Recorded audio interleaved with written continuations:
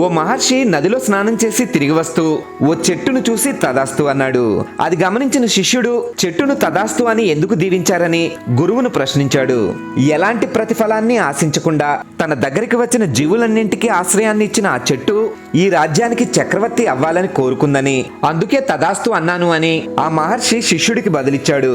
మరుసటి రోజు ఉదయానికి ఆ చెట్టు కూలిపోవడంతో చెట్టు చక్రవర్తి అంట అని ఆ గురువు చెప్పిన మాటలు గుర్తుకు వచ్చి శిష్యుడు నవ్వుకున్నాడు. కొన్ని రోజుల తర్వాత ఆ చెట్టు పాదుకల రూపంలో శ్రీరాముడి పాదాల దగ్గరికి చేరింది.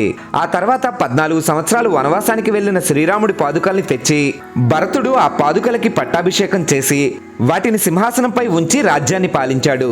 ఆ నోట ఈ నోట ఈ సంగతి విన్న ఆ శిష్యుడు, సంకల్ప బలం గొప్పదైతే భగవంతుడితో పాటు ఈ ప్రకృతి కూడా నీకు సహకరిస్తుందని ఆ రోజు తన గురువు చెప్పిన మాట నిజమైనందుకు ఆ శిష్యుడు చాలా సంతోషించాడు. జై శ్రీరామ్ అని గట్టిగా చెప్పండి.